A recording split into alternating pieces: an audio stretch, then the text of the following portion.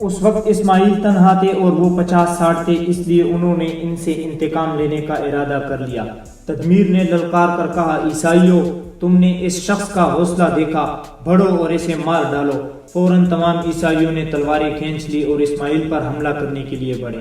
اسماعیل مطلقاً نہ گھبرائے، انہوں نے ایک ہاتھ میں ڈھال سنبھال لی اور دوسرے ہاتھ میں تلوار لے لی اور گوشہ چشم سے چاروں طرف دیکھنا شروع کیا۔ بلقیس نے جب یہ کیفیت دیکھی تو اسے اندیشہ ہوا کہ اسماعیل تنہا ہے اور عیسائی زیادہ ہے، اگر جنگ ہوئی تو اسماعیل مارے جائیں گے، اس لیے اس نے تدمیر کی طرف بڑھتے ہوئے اس سے کہا، مغرور سردار، خون ریزی نہ کرو۔ تدمیر نے اس کے رخ انور پر نظر ڈال کر کہا، کیا تم خوشی سے ہمارے ساتھ چلنے کو تیار ہو؟ بلقیس، ہاں، بشرط یہ کہ۔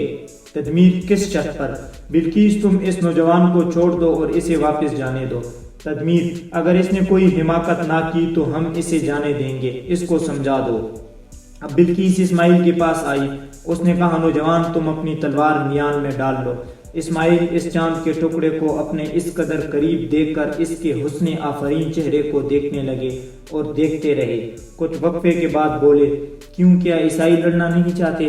بلقیس عربی خوب جانتی تھی اور عربی ہی میں اس سے ہم کلام ہو رہی تھی۔ اس نے کہا، ہاں، وہ لڑنا نہیں چاہتے۔ اسماعیل، تو ان سے کہو کہ وہ یہاں سے چلے جائے۔ بلقیس، نہیں، تم چلے جاؤ۔ اسماعیل، اور تم اور تمہارے والد؟ بلقیس، میرے والد بھی چلے جائیں گے، مگر۔ اسماعیل، مگر کیا؟ بلقیس، وہ مجھے اپنے ساتھ لے جانا چاہتے ہیں۔ اسماعیل، اور تم خوشی سے جانے کے لیے تیار ہو؟ بلقیس، نہیں۔ اسماعیل، بلقیس، وہ تم کو اس وقت چھوڑ سکتے ہیں جب کہ میں ان کے ساتھ جاؤں۔ اسماعیل کو جوش آ گیا، انہوں نے کہا، کیا میں ان کا قیدی ہوں؟ بلقیس، وہ زیادہ ہیں اور تم تنہا ہو۔ اسماعیل، تم اس بات کا اندیشہ نہ کرو، انشاءاللہ میں تنہا ہی ان سب کے لیے کافی ہوں۔ بلقیس، مگر میرا دل نہیں مانتا۔ اسماعیل، پیاری دوشیزہ، تم میری وجہ سے اپنے اوپر مصیبت لینے کے لیے تیار ہو؟ بلقیس نے بھولے پن سے کہا، ہاں۔ اسماعیل، میں تمہارا مشکور ہوں، لیکن۔ بلقیس برابر ان کے چہرے کی طرف دیکھ رہی تھی۔ اس نے دریافت کیا، لیکن کیا؟ اسماعیل، میں کبھی تم کو اپنی زندگی میں انہیں نہیں لے جانے دوں گا۔ بلقیس، مگر وہ بہت زیادہ ہے۔ اسماعیل، کچھ اندیشہ نہ کرو، ان کو اپنی کثرت پر ناز ہے اور مجھے خدا کی رحمت پر بھروسہ ہے۔ تدمیر کی نظر مسلمانوں کی طرف تھی، مسلمان نماز پڑھ رہے تھے، اسے اندیشہ تھا کہ کہیں وہ پھر حملہ آور نہ ہو، اس لیے وہ جلد سے جلد وہاں سے چلا جانا چاہتے تھے۔ جب بلقیس اور اسماعیل کی گفتگو نے طول کھینچا تو وہ بلقیس کے پاس آیا اور اس سے دریافت کیا، یہ نوجوان کیا کہتا ہے؟ بلقیس، وہ مجھے چھوڑ کر نہیں جانا چاہتے۔ تدمیر، جب تو جنگ ضرور ہوگی، اب میں زیادہ دیر نہیں ٹھہر سکتا، تم ایک طرف ہٹ جاؤ اور ہمیں اس کا خاتمہ کرنے دو۔ تدمیر نے بلقیس کا بازو پکڑ کر ایک طرف کر دیا۔ اسماعیل کو اس کی یہ حرکت سخت ناگوار گزری، انہیں طیش آ گیا اور انہوں نے تلوار بلند کرتے ہوئے کہا، بدماش، تم اس دوشیزہ کو ہاتھ لگاتے ہو۔ عیسائیوں نے کچھ بھی نہ سمجھا کہ انہوں نے کیا کہا۔ تدمیر نے اس سے کہا، دلیرو، اس خودسر نوجوان کا خاتمہ کرو۔ اب عیسائیوں نے اسماعیل پر حملہ کر دیا۔ اسماعیل پہلے ہی سے تیار تھے، انہوں نے پینترا بدلا اور جپٹ کر خود بھی حملہ کر دیا اور پہلے ہی حملے میں ایک عیسائی کو مار دیا، پھر دوسرے پر حملہ کیا اور اس کو بھی ٹھنڈا کر دیا۔ اس کے بعد پلٹ کر تیسرے پر حملہ کیا اور اس کا بھی سر اڑا دیا۔ انہوں نے کچھ اس پھرتی سے جھپٹ کر حملے کیے کہ تمام عیسائی حیران رہ گئے۔ بلقیس بھی حیرت اور مسرت بری نظروں سے انہیں جنگ کرتے ہوئے دیکھ رہی تھی، وہ دل سے اس کی سلامتی کی دعا مانگ رہی تھی۔ اماماً سمجھ گیا کہ تنہا اسماعیل ان عیسائیوں کا مقابلہ نہ کر سکیں گے، اس لیے وہ موقع پا کر وہاں سے کسکا اور مسلمانوں کو اس واقعے سے آگاہ کرنے کے لیے چل پڑا۔ تدمیر یہ سمجھ رہا تھا کہ وہ اسماعیل کو جلد از جلد مار ڈالیں گے، مگر جب اسے جنگ کرتے ہوئے دیکھا تو اس سے ضبط نہ ہو سکا۔ اس نے کہا، خدا جانے یہ کم بخت کون لوگ ہیں اور کہاں سے آگ پھوٹتے ہیں، کس چیز سے بنے ہیں۔ مرنا تو گویا جانتے ہی نہیں، یہ اکیلا ہے اور ہم 50 ہیں، مگر پھر بھی قابو میں نہیں آتا۔ عیسائی نہایت جوش و خروش سے لڑ رہے تھے، لیکن اسماعیل ایسے پھرتی اور دلیری سے لڑ رہے تھے کہ کسی کو ان کے سامنے ٹھہرنے کی جرت نہ ہوتی تھی۔ وہ جس پر کود کر حملہ کرتے اس کو مار ڈالتے تھے، پھر تلوار مار کر یہ نہ دیکھتے تھے کہ جس کو تلوار پڑی اس کا کیا حشر ہوا، بلکہ فوراً ہی دوسرے پر جا کر حملہ کرتے تھے، کبھی دائیں اور کبھی بائیں اور کبھی پین طرف بدل بدل کر حملہ کر رہے تھے۔ اس طرح سے انہوں نے 17-18 عیسائیوں کو مار ڈالا اور ابھی تک ان کے دم خم میں کمی نہ آئی تھی۔ تدمیر ایک طرف کھڑا دانت پیس رہا تھا، اگر اس کا بس چلتا تو وہ اسماعیل کے ٹکڑے اڑا دیتا۔ پری پیکر بلقیس کڑی اسماعیل کی لڑائی کا تماشا خاص نظروں سے دیکھ رہی تھی۔ اس کے حیات بخش لبوں پر ہلکا سا تبسم کھل رہا تھا، آنکھوں میں عجیب چمک پیدا ہو گئی تھی اور چہرہ گلے انار کی طرح سے سرخ ہو رہا تھا۔ اسماعیل نے اس عرصے میں 3 اور عیسائیوں کو ٹھکانے لگا دیا تھا۔ تدمیر نے سوچا، وہ بلقیس کی طرف جھپٹا اور اس کے دونوں ہاتھ پکڑ کر کھینچے۔ بلقیس نے ذرا بلند آواز سے کہا، ظالم بے درد ہٹ جاؤ۔ اسماعیل نے اس کی آواز سنی، انہوں نے نظریں اٹھا کر دیکھا، وہ تڑپ گئے اور اپنے سامنے والے عیسائی کو مار کر تدمیر کی طرف جھپٹے۔ ابھی وہ چند قدم بھی نہ چلے تھے کہ عیسائیوں نے بے شمار تلواریں ان پر برسائیں۔ وہ جواب دینے کے لیے پلٹے اور لپک کر ایک عیسائی کو مار ڈالا۔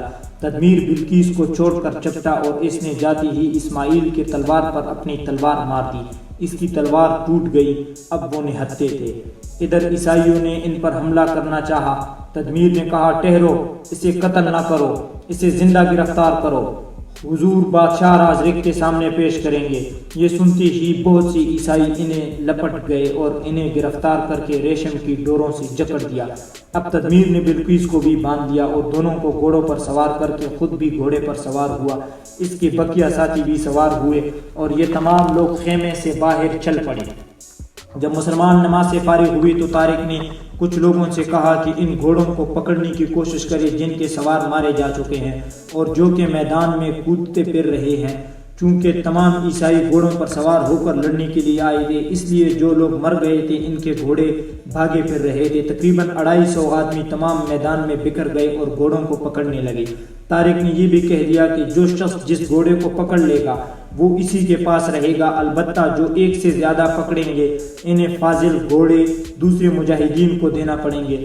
کچھ مسلمانوں کو شہداء کو جمع کرنے کے لیے اور کچھ کو مردہ عیسائیوں کے زیرہ بختریں اور ہتھیار اکٹھا کرنے کے لیے کہا اور وہ میدان میں پھیل گئے۔ طارق یا کسی اور مسلمان کو یہ معلوم نہ تھا کہ اسماعیل عیسائی خیمے میں چلے گئے اور وہاں لڑ رہے ہیں۔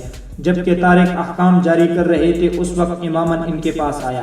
طارق نے اس سے کہا، امامن چلو اب تمہاری لڑکی کو چھڑا لائیں۔ امامن نے گھبرائے ہوئے لہجے میں کہا، حضور جلدی چلیے۔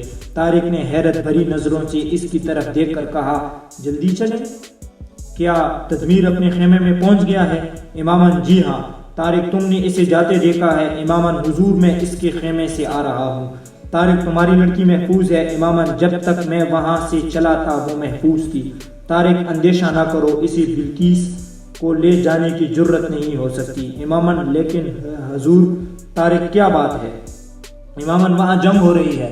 طارق نے حیران ہو کر کہا، جنگ ہو رہی ہے؟ کس کے ساتھ؟ امامن، آپ کی ایک ساتھی سے۔ طارق چونک پڑا۔ انہوں نے کہا، کیا کوئی مسلمان وہاں پہنچ گیا ہے؟ امامن، جی ہاں۔ طارق، کیسے پہنچا؟ امامن، میں لے گیا تھا حضور۔ طارق، کیوں؟ امامن، اپنی لڑکی کو چھڑانے کے لیے۔ طارق، مگر تم اسے چھڑا نہیں سکے۔ امامن، چھڑا تو لیا تھا مگر ہم خیمے سے باہر نکلے تو تدمیر 50-60 سپاہیوں کے ہمراہ وہاں پہنچ گیا اور اس مسلمان سے لڑنے لگا جس سے میں اپنے ساتھ لے گیا تھا۔ اب طارق گھبرا گئے۔ انہوں نے فرمایا، آہ، ایک مسلمان 50-60 آدمیوں سے لڑ رہا ہے، خدایا اس کی حفاظت کرنا۔ وہ فوراً ان مسلمانوں کی طرف مخاطب ہوا جو ان کے گرد کھڑے یہ باتیں سن رہے تھے۔ انہوں نے کہا، دلیرو، دوڑ کر چلو اور اپنے بھائی کی مدد کرو۔ یہ کہتی ہی وہ عیسائیوں کے خیمے کی طرف بھاگے۔ امامن بھی دوڑا، وہ مسلمان بھی لپکے۔ مسلمان تو دوڑ کر طارق کے ساتھ ہو گئے، لیکن امامن بوڑھا تھا، اس سے تیز نہ دوڑا گیا اور وہ کس قدر پیچھے رہ گیا۔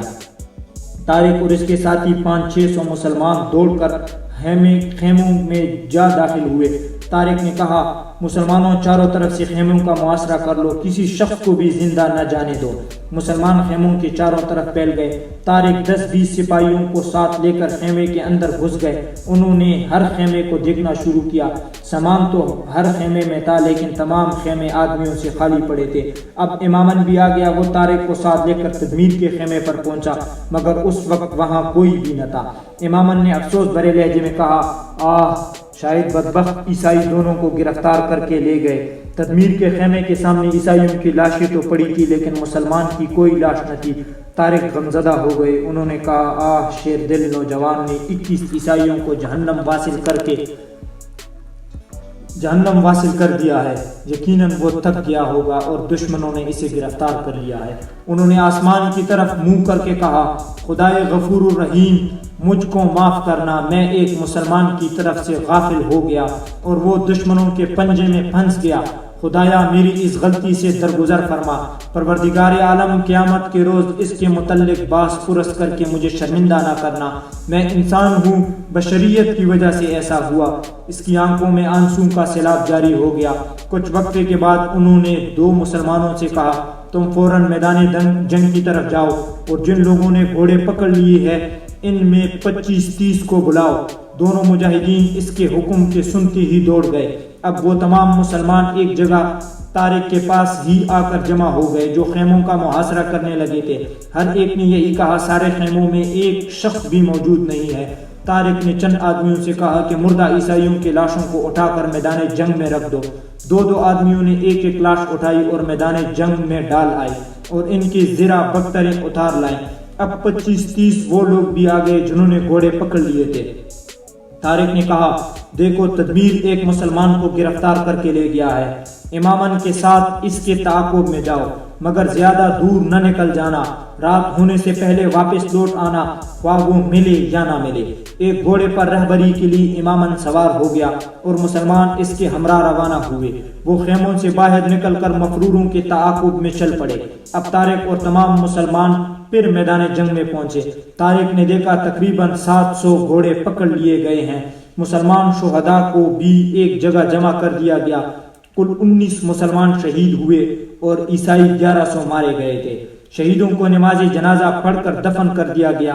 اب تمام مسلمان اپنا سب سامان وغیرہ اٹھا کر عیسائیوں کے خیمے میں پہنچ گئے اور وہاں جا کر زخمیوں کے مرہم پٹی کرنے لگے۔ رات ہونے پر انہوں نے کھانا تیار کرنا شروع کر دیا اور عشاء کی نماز پڑھ کر کھانا کھایا۔ جب وہ کھانا کھا چکے اس وقت تدمیر کا پیچھا کرنے والوں نے بتایا کہ دشمنوں کا کچھ پتہ نہیں چلا۔ طارق نیز تمام مجاہدین اسلام کو بڑا افسوس اور فکر ہوا۔ اب چونکہ رات ہو گئی تھی اور اس وقت کچھ نہیں کیا جا سکتا تھا، اس وجہ سے طوعاً کرہاً تمام چپ ہو گئے اور نہایت بے صبری سے صبح ہونے کا انتظار کرنے لگے۔ دوستو یہ تھی آج کی ایپیسوڈ، امید کرتا ہوں کہ آپ کو پسند آئی ہوگی۔ جانے سے پہلے ایک درخواست ہے کہ چینل کو سبسکرائب کریں اور ویڈیو کو لائک کریں، بیل نوٹیفیکیشن کو دبا دیں تاکہ آپ کو بر وقت اپڈیٹ ملے۔